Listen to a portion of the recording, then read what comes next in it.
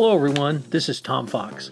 I'm the Compliance Evangelist, and I'd like to welcome you to the August edition of my 1 month to a more effective compliance program series that I'm running throughout 2017. This month will be 1 month to more effective continuous improvement. My sponsor this month is Affiliated Monitors.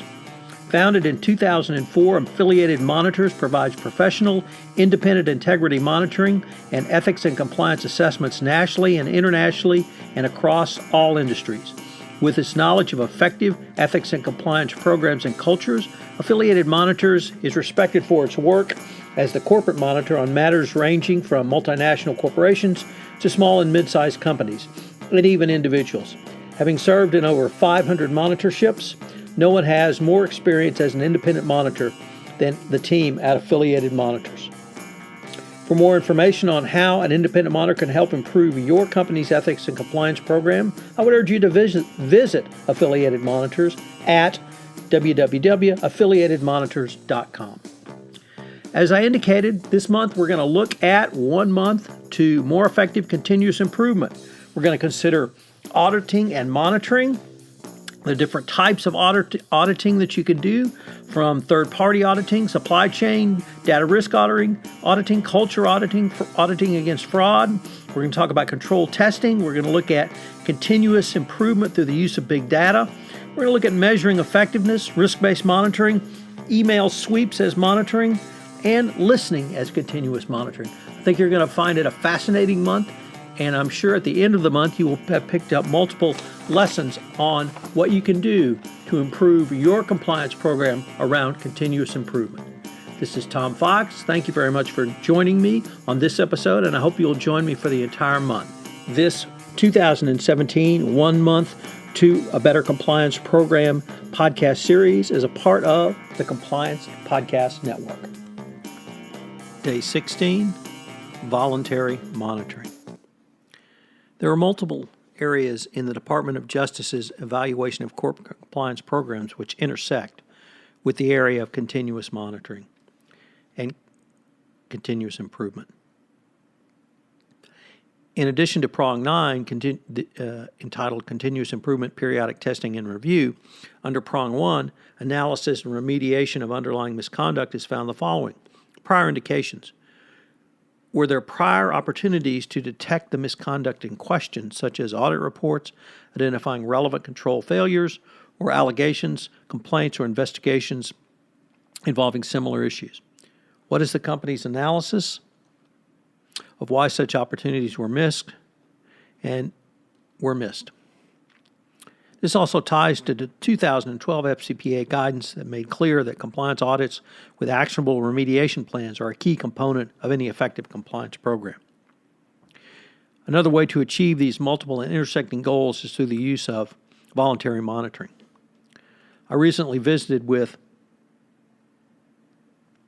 Vincent DeCiani, President and founder of Affiliated Monitors, and Eric Feldman, Senior Vice President and Managing Director, also at Affiliated Monitors, about their views on voluntary monitoring.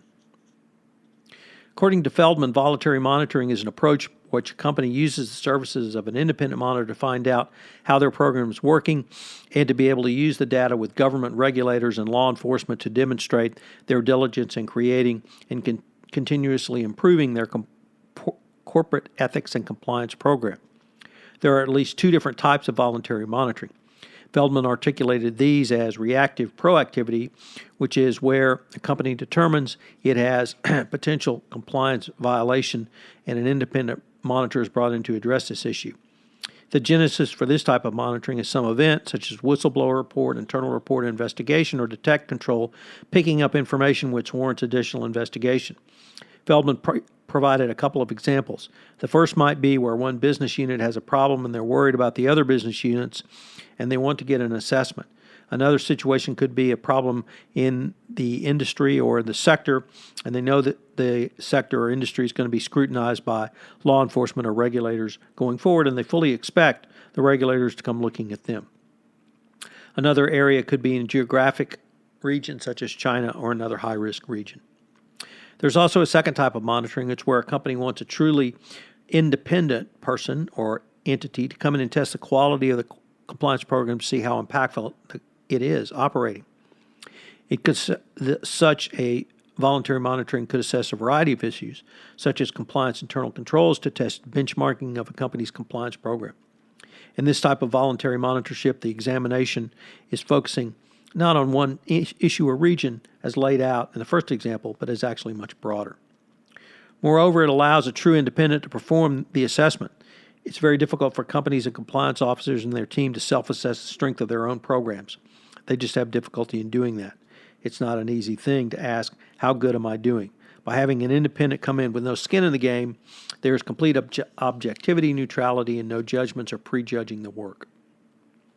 The benefits of both types of voluntary monitoring are multifold.